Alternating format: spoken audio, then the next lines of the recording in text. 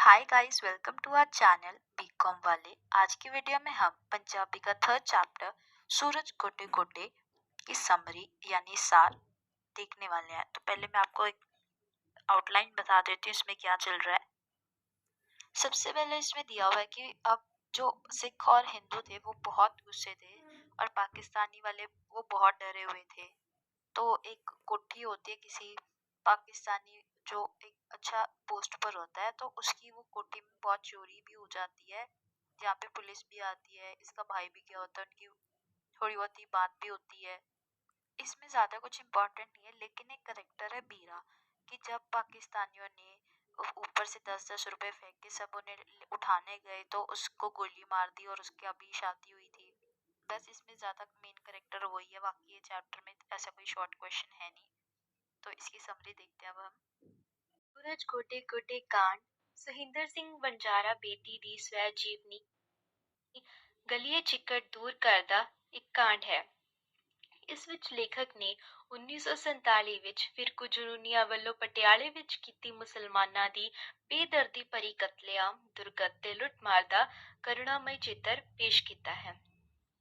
ਲੇਖਕ ਦੱਸਦਾ ਹੈ ਕਿ ਸਾਰੇ ਦੇਸ਼ ਦੀ ਧਰਤੀ ਰੱਤੀ ਹੋਈ ਪਈ ਸੀ। ਪਟਿਆਲੇ ਵਿੱਚ ਇੱਕ ਧੂਆਂ ਜਿਹਾ ਚਾਰ ਚੁਫੇਰੇ ਫੈਲਿਆ ਹੋਇਆ ਸੀ। ਸ਼ਰਨਾਰਥੀ ਆਪਣੇ ਨਾਲ ਹੋਈਆਂ ਵਧੀਕੀਆਂ ਦਾ ਬਦਲਾ ਲੈਣ ਲਈ ਭਰੇ ਪੀਤੇ ਹਨ। ਮੁਸਲਮਾਨ ਬੁਰੀ ਤਰ੍ਹਾਂ ਡਰੇ ਹੋਏ ਸਨ। ਲੇਖਕ ਦਾ ਛੋਟਾ ਭਰਾ ਅੰਬਾਲੇ ਛਾਉਣੀ ਨੌਕਰੀ ਲੱਭਣ ਗਿਆ, ਮੁੜਿਆ ਨਹੀਂ ਸੀ।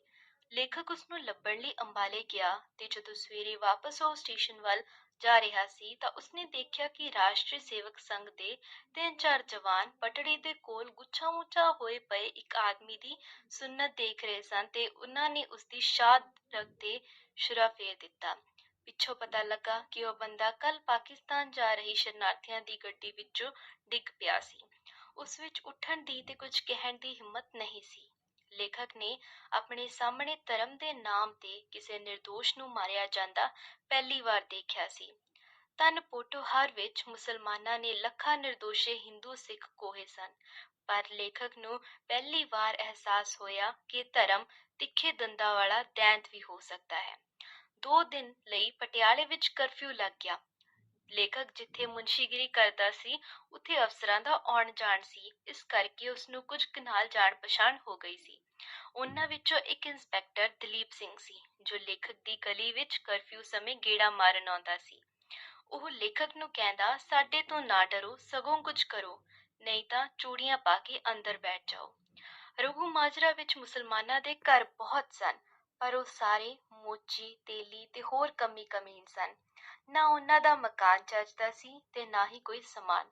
ਮਸਜਿਦ ਦੇ ਪਿਛਵਾੜੇ ਇੱਕ ਧਨਾਢ ਮੁਸਲਮਾਨ ਉੱਚ ਅਧਿਕਾਰੀ ਦੀ 2 ਮੰਜ਼ਲੀ ਕੋਠੀ ਸੀ, ਜੋ ਕੀਮਤੀ ਸਮਾਨ ਨਾਲ ਭਰੀ ਹੋਈ ਸੀ। ਉਹ ਆਪ ਦੂਜੀ ਸੁਰੱਖਿਅਤ ਕੋਠੀ ਵਿੱਚ ਪਰਿਵਾਰ ਨੂੰ ਲੈ ਕੇ ਚਲਾ ਗਿਆ ਸੀ। ਇੱਕ ਦਿਨ ਅਚਾਨਕ ਗੋਲੀਆਂ ਦੀ ਆਵਾਜ਼ ਸ਼ੁਕਣ ਲੱਗੀ। ਅਗਲੀ ਸਵੇਰ ਇੱਕ ਫੌਜੀ ਮੇਜਰ ਲੇਖਕ ਦੀ ਗਲੀ ਵਿੱਚ ਇੱਕ ਉੱਘੇ ਸਰਦਾਰ ਦੇ ਘਰ ਠਹਿਰਿਆ। ਉਸ ਕੋਲ 2 ਸਟੇਨ ਗੰਨਾਂ ਤੇ ਬਹੁਤ ਸਾਰੇ ਕਾਰਤੂਸ ਸਨ। ਉਹ ਮਕਾਨ ਦੀ ਮਮਟੀ ਤੇ ਚੜਿਆ ਤੇ ਤਾੜ-ਤਾੜ ਗੋਲੀਆਂ ਚਲਾਉਣ ਲੱਗਾ। ਜਦੋਂ ਗੋਲੀਆਂ ਦੀ ਆਵਾਜ਼ ਮੱਧਮ ਹੁੰਦੀ ਤਾਂ ਕਰੁਣਾਮਈ ਚੀਕ ਚਿਹਾੜਾ ਸੁਣਾਈ ਦਿੰਦਾ। ਵਿਹੜੇ ਲੋਥਾਂ ਨਾਲ ਭਰ ਗਏ। ਜਿਹੜੇ ਕਈ ਸਹਿਮੇ ਹੋਏ ਬੱਚੇ ਸਨ, ਉਹਨਾਂ ਨੂੰ ਖਤਮ ਕਰਨ ਲਈ ਹਿੰਦੂ ਸਿੱਖਾਂ ਦੀਆਂ ਵਹੀਰਾਂ ਤਲਵਾਰਾਂ, ਗੰਡਾਸੇ ਤੇ ਛਵੀਆਂ ਚੁੱਕ ਕੇ ਟੁੱਟ ਪਈਆਂ।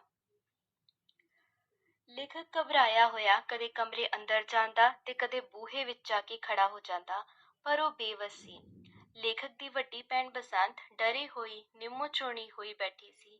ਉਹ ਉਹਨਾਂ ਬੇਗੁਨਾਹਾਂ ਨੂੰ ਬਚਾਉਣ ਦੇ ਲਈ ਲੇਖਕ ਅੱਗੇ ਤਰਲੇ ਕਰ ਰਹੀ ਸੀ।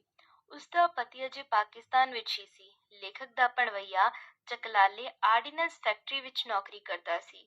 ਉਸਨੇ ਆਪਣੀ ਪਤਨੀ ਤੇ ਬੱਚੇ ਨਾਲ ਪਟਿਆਲੇ ਭੇਜ ਦਿੱਤੇ ਸਨ। ਪਹਿਲਾਂ ਉਹਨਾਂ ਦੀ ਖੈਰੀਅਤ ਦੀਆਂ ਚਿੱਠੀਆਂ ਆਉਂਦੀਆਂ ਰਹਿੰਦੀਆਂ, ਪਰ ਜਦ ਦਾ ਪਾਕਿਸਤਾਨ ਬਣਿਆ ਸੀ, ਕੋਈ ਖਬਰ ਨਹੀਂ ਸੀ ਆਈ ਕਿ ਉਹ ਕਿਸ ਹਾਲ ਵਿੱਚ ਹੈ। ਲੇਖਕ ਦੇ ਘਰ ਜਿਹੜੇ ਮਹਿਮਾਨ ਠਹਿਰੇ ਹੋਏ ਸਨ, ਉਹਨਾਂ ਵਿੱਚ ਇੱਕ ਗੱਭਰੂ ਦਰਸ਼ਨ ਸਿੰਘ ਬੜਾ ਜੋਸ਼ੀਲਾ ਸੀ। ਉਸਨੂੰ ਤਲਵਾਰ ਲਈ ਫਿਰਦਿਆਂ ਦੇਖ ਕੇ ਲੇਖਕ ਦੀ ਭੈਣ ਬਸੰਤ ਨੇ ਰੋਕਿਆ, ਪਰ ਉਹ ਤਾਂ ਉੱਧਰੋਂ ਆ ਰਹੀਆਂ ਵੱਡੀਆਂ ਟੁੱਕੀਆਂ ਗੱਡੀਆਂ ਦਾ ਬਦਲਾ ਲੈਣਾ ਚਾਹੁੰਦਾ ਸੀ। ਉਹ ਇੱਕ ਮੁਸਲਕੀ ਨੂੰ ਮਾਰ ਕੇ ਆਇਆ ਸੀ ਤੇ ਕਹਿੰਦਾ ਸੀ ਕਿ ਉਸਦਾ ਜਨਮ ਸਫਲ ਹੋ ਗਿਆ। ਉਸਨੇ ਆਪਣੀ ਸੂਰਮਗਤੀ ਦੇ ਕਾਰਨਾਮੇ ਬੜੇ ਚਸਕੇ ਲਾ ਕੇ ਸੁਣਾਏ। ਦਰਸ਼ਨ ਸਿੰਘ ਜਦ ਕਈਆਂ ਨੂੰ ਬਲੀ ਚੜਾ ਕੇ ਘਰ ਆਇਆ ਤਾਂ ਉਹ ਬਹੁਤ ਥੱਕਿਆ ਹੋਇਆ ਲੱਗ ਰਿਹਾ ਸੀ। ਲੇਖਕ ਨੇ ਉਸਦੇ ਕੋਲ ਬੈਠਦਿਆਂ ਪੁੱਛਿਆ ਕਿ ਉਹ ਜੂਨਾਂ ਵਿੱਚ ਵਿਸ਼ਵਾਸ ਰੱਖਦਾ ਹੈ ਤਾਂ ਕੱਲ ਨੂੰ ਉਹ ਮੁਸਲਮਾਨਾਂ ਦੇ ਘਰ ਪੈਦਾ ਹੋ ਕੇ ਕੀ ਸਿੱਖਾਂ ਤੇ ਹਿੰਦੂਆਂ ਨੂੰ ਵੱਢੇਗਾ? ਜੇ ਉਹ ਪਾਕਿਸਤਾਨ ਵਿੱਚ ਹਿੰਦੂਆਂ ਦੇ ਘਰ ਪੈਦਾ ਹੋਇਆ ਤਾਂ ਫਿਰ ਉਹ ਕੀ ਕਰੇਗਾ? ਲੇਖਕ ਦੀਆਂ ਗੱਲਾਂ ਸੁਣ ਕੇ ਉਹ ਹੱਸ ਪਿਆ ਤੇ ਕਹਿਣ ਲੱਗਾ ਕਿ ਉਹ ਫਿਲਾਸਫੀ ਘੋਟ ਰਿਹਾ ਹੈ ਤੇ ਐਵੇਂ ਹੀ ਚੱਕਰਾਂ ਵਿੱਚ ਪਿਆ ਹੋਇਆ ਹੈ। ਜਦ ਵੱਢ ਟੁੱਕ ਖਤਮ ਹੋਈ ਤਾਂ ਲੁੱਟਮਾਰ ਸ਼ੁਰੂ ਹੋ ਗਈ। ਗੁਰਦੁਆਰੇ ਦੇ ਨਾਲ ਜਿਹੜੀ ਮੁਸਲਮਾਨ ਅਫਸਰ ਦੀ ਕੋਠੀ ਸੀ, ਲੋਕ ਉਸ ਦਾ ਤਾਲਾ ਤੋੜ ਕੇ ਅੰਦਰ ਜਾ ਵੜੇ ਤੇ ਜਿਸ ਦੇ ਹੱਥ ਜੋ ਲੱਗਾ ਲੈ ਆਇਆ। ਜਦ ਠੰਡਾਰ ਪਈ ਤਾਂ ਲੇਖਕ ਦਾ ਛੋਟਾ ਭਰਾ ਵੀ ਮਕਾਨ ਦੇ ਅੰਦਰ ਲੰਘ ਗਿਆ। ਉੱਥੇ ਦਰਵਾਜ਼ੇ ਪਿੱਛੇ ਕੱਪੜੇ ਸਿਉਣ ਵਾਲੀ ਮਸ਼ੀਨ ਪਈ ਸੀ। ਉਹ ਚੁੱਕ ਕੇ ਬਾਹਰ ਲਿਆ ਰਿਹਾ ਸੀ ਕਿ ਇੱਕ ਪੁਲਿਸ ਵਾਲੇ ਨੇ ਦੇਖ ਕੇ ਉਸ ਤੋਂ ਮਸ਼ੀਨ ਉੱਥੇ ਹੀ ਰਖਵਾ ਲਈ ਤੇ ਨਾਲ ਦੀ ਗਲੀ ਵਿੱਚ ਕਿਸੇ ਵਾਕਫ ਦੇ ਘਰ ਰੱਖ ਆਇਆ। ਤੇਲੀਆਂ ਦੇ ਮੁਹੱਲੇ ਵਿੱਚ ਵੀ ਲੋਕਾਂ ਨੇ ਬਹੁਤ ਕੁਝ ਲੁੱਟਿਆ। ਜਿਹੜੇ 10-11 ਮੁਸਲਮਾਨ ਜਿਉਂਦੇ ਬਚ ਗਏ ਸਨ, ਉਹਨਾਂ ਨੂੰ ਪੁਲਿਸ ਘਰਾਂ ਵਿੱਚੋਂ ਕੱਢ ਕੇ ਲੈ ਗਈ ਤੇ ਮਸਜਿਦ ਵਿੱਚ ਆਸਰਾ ਦੇ ਦਿੱਤਾ। ਲੇਖਕ ਨੂੰ ਉੱਥੇ ਪਹਿਰਾ ਦੇ ਰਹੇ ਸਿਪਾਹੀ ਨੇ ਦੱਸਿਆ ਕਿ ਕੱਲ ਉਹ ਇਹਨਾਂ ਨੂੰ ਕੈਂਪ ਵਿੱਚ ਭੇਜ ਦੇਣਗੇ ਤੇ ਅੱਗੇ ਉਹ ਉੱਥੋਂ ਪਾਕਿਸਤਾਨ ਭੇਜ ਦਿੱਤੇ ਜਾਣਗੇ। ਲੇਖਕ ਦੇ ਛੋਟੇ ਮਾਮਾ ਜੀ ਨੂੰ ਵੀ ਰਸਤੇ ਵਿੱਚ ਟਿੱਕੀਆਂ ਚਾਂਦੀ ਦੀਆਂ ਝਾਂਜਰਾਂ ਮਿਲੀਆਂ। ਉਹ ਝਾਂਜਰਾਂ ਨੂੰ ਆਪਣੇ ਕੋਲ ਰੱਖਣਾ ਨਹੀਂ ਸੀ ਚਾਹੁੰਦੇ ਤੇ ਲੇਖਕ ਦੇ ਮਾਤਾ ਜੀ ਨੂੰ ਦੇ ਦਿੱਤੀਆਂ। ਉਹਨਾਂ ਵੀ ਇਸ ਖਿਆਲ ਨਾਲ ਫੜ ਲਈਆਂ ਕਿ ਕੋਲ ਕੋਈ ਪੈਸਾ ਧੇਲਾ ਹੈ ਨਹੀਂ। ਉਹਨਾਂ ਸਮਝਿਆ ਕਿ ਇਹਨਾਂ ਨੂੰ ਵੇਚ ਕੇ ਘਰ ਦਾ ਨਿੱਕ ਸੁੱਕ ਲਿਆਉਣਾ ਵਿੱਚ ਕੀ ਹਰਜ਼ ਹੈ। ਫਿਰ ਲੇਖਕ ਦਾ ਛੋਟਾ ਭਰਾ ਇੱਕ ਕਮੀਜ਼ ਲਿਆਇਆ ਤੇ ਕਹਿਣ ਲੱਗਾ ਕਿ ਉਸਨੂੰ ਰਸਤੇ ਵਿੱਚ ਡਿੱਗੀ ਹੋਈ ਮਿਲੀ ਹੈ। ਲੇਖਕ ਨੇ ਗੁੱਸੇ ਵਿੱਚ ਭੜਕ ਕੇ ਕਿਹਾ ਕਿ ਉਸ ਨੂੰ ਲੁੱਟਮਾਰ ਕਰਦਿਆਂ ਸ਼ਰਮ ਨਹੀਂ ਆਉਂਦੀ। ਉਹ ਜਿੱਥੋਂ ਲਿਆਇਆ ਹੈ ਉੱਥੇ ਹੀ ਸੁੱਟ ਕੇ ਆਵੇ। ਉਸਨੇ ਗੁਰੂ ਦੀ ਸਹੁੰ ਖਾਧੀ ਤੇ ਕਿਹਾ ਕਿ ਉਸਨੂੰ ਇਹ ਕਮੀਜ਼ ਰਾਹ ਵਿੱਚ ਹੀ ਮਿਲੀ ਹੈ। ਇਹ ਕਹਿੰਦਿਆਂ ਉਹ ਭੈਣ ਨਾਲ ਜਾ ਲਿਪਟਿਆ। ਭੈਣ ਨੇ ਜਦ ਕਮੀਜ਼ ਖੋਲ ਕੇ ਦੇਖੀ ਤਾਂ ਉਹ ਲੇਖਕ ਦੇ ਨਾਪ ਦੀ ਸੀ। ਲੇਖਕ ਦੀ ਕਮੀਜ਼ ਫਟ ਗਈ ਸੀ। ਇਸ ਲਈ ਭੈਣ ਨੇ ਕਿਹਾ ਕਿ ਉਸ ਕੋਲ ਕੋਈ ਕਮੀਜ਼ ਨਹੀਂ ਹੈ ਤੇ ਰੱਬ ਨੇ ਭੇਜ ਦਿੱਤੀ ਹੈ। ਲੇਖਕ ਰਾਤ ਨੂੰ ਚੰਗੀ ਤਰ੍ਹਾਂ ਸੌ ਨਾ ਸਕਿਆ। ਜਦ ਵੀ ਉਸਦੀ ਅੱਖ ਲੱਗਦੀ ਤਾਂ ਉਸਦੀਆਂ ਅੱਖਾਂ ਅੱਗੇ ਤੇਲਣ ਦਾ ਮਾਸੂਮ ਚਿਹਰਾ ਆ ਜਾਂਦਾ, ਜਿਸਨੂੰ ਦਰਸ਼ਨ ਸਿੰਘ ਮਾਰ ਕੇ ਆਇਆ ਸੀ। ਮਾਸੂਮ ਬੱਚਿਆਂ ਤੇ ਬੇਗੁਨਾਹ ਲੋਕਾਂ ਦੇ ਖਿਆਲ ਵਿੱਚ ਪਲਸੇਟੇ ਮਾਰਦਿਆਂ ਲੇਖਕ ਦੀ ਰਾਤ ਬੀਤ ਗਈ। ਲੇਖਕ ਦੀ ਭੈਣ ਬਸੰਤ ਸਾਰੀ ਰਾਤ ਹੜਬੜਾਉਂਦੀ ਤੇ ਹੌਂਕੇ ਭਰਦੀ ਰਹੀ। ਲੇਖਕ ਦੇ ਚਾਚਾ ਜੀ ਗੁਰਦੁਆਰੇ ਵਿੱਚ ਰਹਿੰਦੇ ਸਨ। ਉਹਨਾਂ ਦੇ ਇੱਕ ਦੋਸਤ ਠੇਕੇਦਾਰ ਦਾ ਭਤੀਜਾ ਵੀਰਾ ਮਾਰਿਆ ਗਿਆ ਸੀ। ਪਤਾ ਲੱਗਾ ਕਿ ਵੀਰਾ ਫਸਾਦਾਂ ਵਿੱਚ ਮਾਰਿਆ ਗਿਆ ਹੈ। ਉਸਦਾ ਵਿਆਹ ਪਿਛਲੇ ਹਫ਼ਤੇ ਹੀ ਹੋਇਆ ਸੀ। ਚਾਚਾ ਜੀ ਨੇ ਕਿਹਾ ਕਿ ਉਹ ਬੁੱਢੇ ਪਿਓ ਦੀ ਡੰਗੋਰੀ ਸੀ। ਡੰਗੋਰੀ ਮਤਲਬ ਸੋਟੀ। ਫਸਾਦਾਂ ਦੀ ਹਨੇਰੀ ਨੇ ਉਸਨੂੰ ਕੋਹ ਸੁੱਟਿਆ। ਉਹ ਉਸਨੂੰ ਪੋਠੋਹਾਰ ਤੋਂ ਜਿਉਂਦਾ ਕੱਢ ਲਿਆਇਆ ਪਰ ਇੱਥੇ ਸ਼ਹੀਦ ਹੋ ਗਿਆ। ਸ਼ਹੀਦ ਸ਼ਬਦ ਸੁਣ ਕੇ ਲੇਖਕ ਦੀ ਚਾਚੀ ਤੜਫ ਪਈ ਤੇ ਕਹਿਣ ਲੱਗੀ ਕਿ ਉਹ ਆਪਣੀ ਕਰਤੂਤ ਕਾਰਨ ਮਾਰਿਆ ਗਿਆ ਹੈ। ਜੱਥਿਆਂ ਨਾਲ ਲੁੱਟਣ ਜਾਂਦਾ ਸੀ। ਕਈ ਬੇਦੋਸ਼ੀਆਂ ਨੂੰ ਉਸਨੇ ਮਾਰਿਆ ਸੀ। ਜਦ ਉਸਦੀ ਅਰਥੀ ਸ਼ਮਸ਼ਾਨ ਵੱਲ ਤੁਰੀ ਤਾਂ ਭਾਈ ਜੀ ਨੇ ਢੋਲਕੀ ਤੇ ਛੈਣਿਆਂ ਨਾਲ ਸ਼ਬਦ ਛੋਹਿਆ, ਸੂਰਾ ਸੋ ਪਹਿਚਾਨੀਏ ਜੋ ਲੜੈ ਦੀਨ ਕੇ ਹਿਤ। ਅਰਥੀ ਦੇ ਪਿੱਛੇ ਤੁਰਨ ਵਾਲੇ ਸਭ ਲੋਕ ਕੁਸਰ ਕੁਸਰ ਕਰ ਰਹੇ ਸਨ ਕਿ ਕੱਲ ਜਦ ਪੀਰਾ ਆਪਣੇ ਜੱਥੇ ਨਾਲ ਮੁਸਲਮਾਨਾਂ ਦੀ ਆਬਾਦੀ ਵਿੱਚ ਹੱਲਾ ਬੋਲਣ ਗਿਆ ਤਾਂ ਉਹ ਮਸਜਿਦ ਦੀ ਆੜ ਵਿੱਚ ਖੜੇ ਹੋ ਗਏ। ਮੁਸਲਮਾਨਾਂ ਨੇ ਉੱਪਰੋਂ 10-10 ਦੇ ਨੋਟ ਸੁੱਟਣੇ ਸ਼ੁਰੂ ਕਰ ਦਿੱਤੇ। ਪੀਰਾ ਹੋਰਾਂ ਸੋਚਿਆ ਕਿ ਉਹ ਜਾਨ ਬਖਸ਼ੀ ਲਈ ਪੈਸੇ ਸੁੱਟ ਰਹੇ ਹਨ। ਜਿਉਂ ਹੀ ਉਹ ਨੋਟ ਇਕੱਠੇ ਕਰਨ ਲੱਗੇ ਤਾਂ ਉੱਪਰੋਂ ਗੋਲੀਆਂ ਦੀ ਬੁਛਾੜ ਸ਼ੁਰੂ ਹੋ ਗਈ, ਜਿਸ ਵਿੱਚ ਵੀਰਾ ਤੇ ਉਸਦੇ 3-4 ਸਾਥੀ ਮਾਰੇ ਗਏ। ਲੇਖਕ ਸੰਸਕਾਰ ਮਗਰੋਂ ਘਰ ਪਰਤਿਆ ਤੇ ਉਸ ਦਿਨ ਉਸਨੇ ਰੋਟੀ ਵੀ ਨਾ ਖਾਧੀ। ਹਫ਼ਤੇ ਬਾਅਦ ਮਾਹੌਲ ਕੁਝ ਠੀਕ ਹੋਇਆ। ਗੁਰਦੁਆਰੇ ਵਾਲੀ ਗਲੀ ਵਿੱਚ ਇੱਕ ਬੈਠਕ ਖਾਲੀ ਹੋਈ ਜੋ ਖੁੱਲੀ, ਸਾਫ਼ ਸੁਥਰੀ ਤੇ ਹਵਾਦਾਰ ਸੀ ਅਤੇ ਕਿਰਾਇਆ ਵੀ ਘੱਟ ਹੀ ਸੀ। ਲੇਖਕ ਉਹ ਕਿਰਾਏ ਤੇ ਲੈਣੀ ਚਾਹੁੰਦਾ ਸੀ। ਜਦ ਮਾਲਕ ਮਕਾਨ ਕੋਲ ਕਿਰਾਏ ਉੱਤੇ ਬੈਠਕ ਲੈਣ ਲਈ ਗਿਆ ਤਾਂ ਮਾਲਕ ਦੇ ਲੜਕੇ ਨੇ ਦੱਸਿਆ ਕਿ ਇਹ ਬੈਠਕ ਉਸਦੀ ਮਾਸੀ ਦੇ ਲੜਕੇ ਜਗੀਰੇ ਦੇ ਵਿਆਹ ਕਰਕੇ ਖਾਲੀ ਕਰਵਾਈ ਗਈ ਹੈ।